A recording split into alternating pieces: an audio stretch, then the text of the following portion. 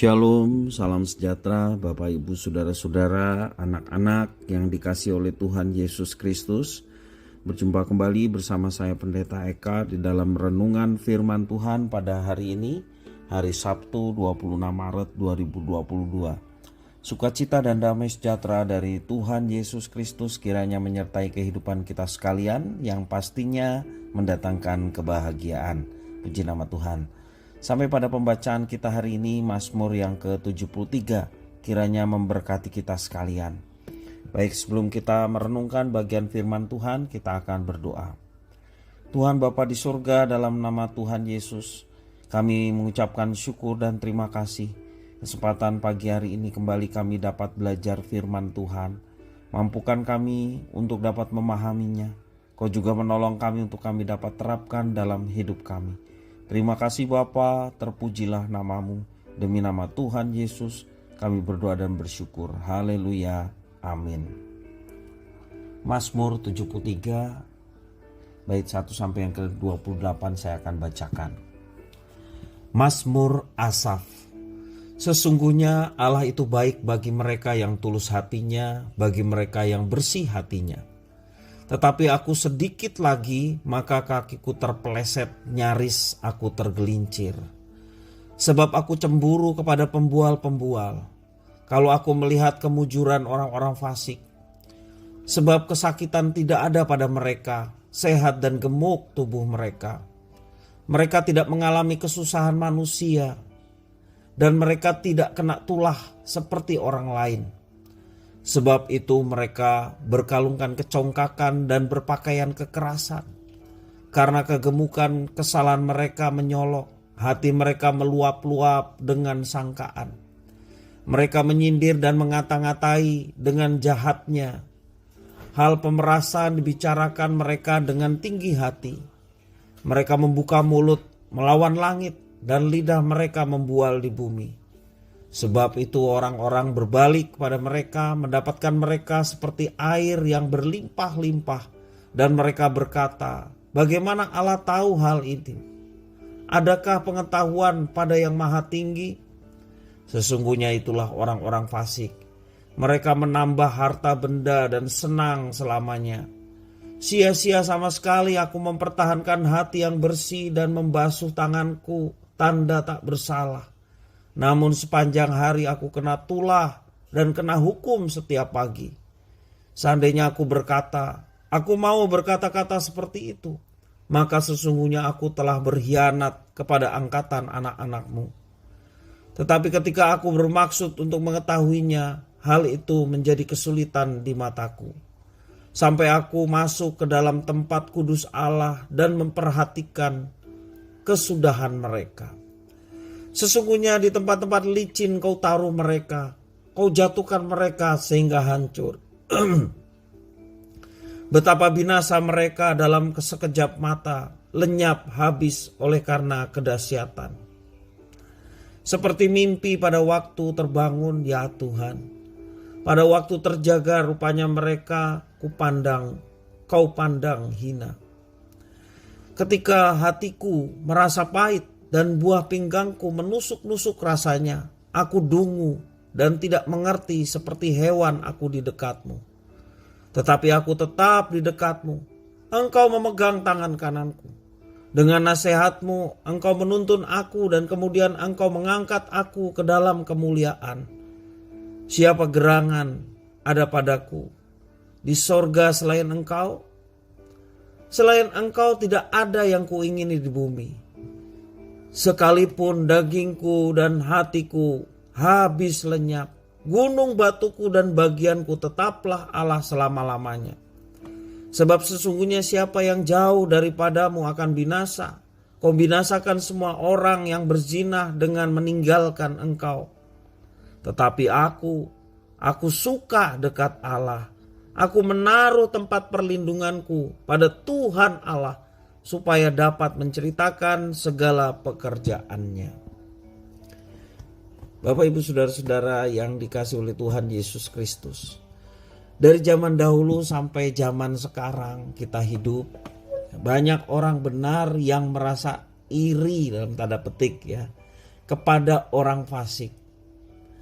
Kelihatannya hidup mereka jauh lebih baik dari kehidupan orang benar. Orang yang tidak percaya kehidupannya sepertinya lebih makmur, lebih sukses dibanding dengan orang percaya. Mereka hidup dalam kemewahan, kadang-kadang mereka kebal hukum, dan juga disanjung dan dipuja oleh banyak orang. Kalau kita perhatikan, hukum sepertinya berat sebelah. Kepada minoritas begitu tajam, kepada mayoritas seringkali tumpul. Seolah-olah Allah menutup mata terhadap kefasikan mereka. Hal ini yang dirasakan oleh Asaf, pemazmur 73. Kata sesungguhnya muncul 3 kali dalam bahasa Ibrani, yaitu dalam ayat yang pertama, 13 dan 18. Yang menggambarkan perjalanan pergumulan Asaf pemazmur. Sesungguhnya Allah itu baik bagi mereka yang tulus hatinya. Itu ayat yang pertama. Namun pemazmur merasa sesungguhnya sia-sia ia mempertahankan hati yang bersih. 13. Ternyata orang fasik hidup dengan mujur, tanpa kesakitan, dan tanpa kena tulah setiap hari. Ketika pemazmur datang ke bait Allah, pada akhirnya ia menyadari sesungguhnya, ayat 18 ya, Tuhan menaruh orang-orang fasik tersebut di tempat-tempat licin. Mereka akan dijatuhkan Tuhan dan binasa dalam sekejap mata pada waktunya. Itu sebabnya pemazmur bersyukur bahwa selama pergumulannya ia terus dekat dengan Tuhan walaupun ia dalam kebingungan. Tuhan terus memegang tangannya, Tuhan terus menuntun dan meneguhkan imannya walaupun dia menyadari imannya sempat goyah. Awalnya pemazmur merasa cemburu kepada orang fasik yang hidupnya makmur mujur tanpa sakit. Beda halnya dengan hidup orang yang benar, justru sebaliknya penuh dengan kesulitan seperti dalam tanda petik kena tulah. Itu yang dikatakan pemazmur. Tetapi ketika pemazmur terus berada di dekat Tuhan dan belajar melihat dari perspektif Tuhan, dia melihat dengan cara lihat Tuhan, jangan cara pandang Tuhan. Pada akhirnya ia mengerti bahwa mereka yang fasik akan dibinasakan dan akan dihancurkan Tuhan. Bapak Ibu saudara-saudara yang dikasihi oleh Tuhan Yesus Kristus. Kita hidup di dunia yang sudah jatuh dalam dosa dan penuh ketidakadilan. Kita harus mengerti bahwa kita hanya melihat dunia dari sudut pandang yang bersifat sementara. Memang hidup orang fasik sepertinya sangat senang, lebih kaya, lebih baik sepertinya menurut pandangan manusia. Meski demikian kita perlu belajar melihat dunia dari sisi Allah dan melihat betapa hidup orang fasik sedang berjalan menuju kehancuran dan menuju kebinasaan. Banyak orang yang menganggap jalannya lurus tetapi ujungnya pada kebinasaan. Bapak Ibu saudara-saudara, jangan kita menjadi iri terhadap kesuksesan dunia.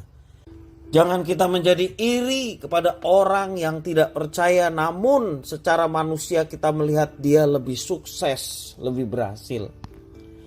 Mari kita gantungkan hidup kita hanya kepada Tuhan dan melihat semuanya itu dari perspektif Tuhan, cara pandang Tuhan. Sehingga kita tidak menjadi iri dan tetap menerima apa yang Tuhan percayakan dengan rasa syukur. Mari kita meminta supaya Tuhan memampukan kita untuk dapat melihat semuanya itu dari perspektif Tuhan. Sehingga kita tetap bersyukur, tetap bersukacita, tetap damai sejahtera dan menjalani kehidupan ini dalam kebahagiaan melebihi yang secara kasat mata sepertinya lebih daripada kita. Kebahagiaan sejati adalah ketika kita boleh mengalami kehidupan. Kebahagiaan sejati adalah ketika kita boleh bersekutu dengan Tuhan, Sang Pencipta kita, Sang Penebus kita. Dan rasakan itu setiap hari ketika kita mau dekat dengan Dia. Percayalah Tuhan yang akan menuntun, menyertai, memberkati, bahkan mendatangkan mujizat bagi setiap orang yang dekat dan bergantung hanya kepada Tuhan saja. Kiranya firman ini memberkati kita sekalian. Kita berdoa. Tuhan Bapa di surga, kami sungguh bersyukur dan berterima kasih. Kami mau belajar dari Asaf dalam Mazmur 73 ini. Betapa kami seringkali iri, hampir saja kami tergelincir oleh karena iri melihat orang lain lebih maju dibanding kami, orang yang melayani Tuhan, yang sungguh-sungguh dekat dengan Tuhan. Kami mau belajar tidak iri terhadap dunia, tapi kami mau belajar tetap bergantung kepada Tuhan sehingga hidup kami kuat dan terus diteguhkan. Dan kami percaya bersama dengan Tuhan ada kebahagiaan. Bersama dengan Tuhan pada saatnya Tuhan akan menyatakan kemuliaan bersama anak-anaknya yang setia sampai garis akhir. Terima kasih Tuhan atas firman-Mu. Demi nama Tuhan Yesus Kristus, kami sudah bersyukur, berdoa pada Bapa di surga. Haleluya. Amin.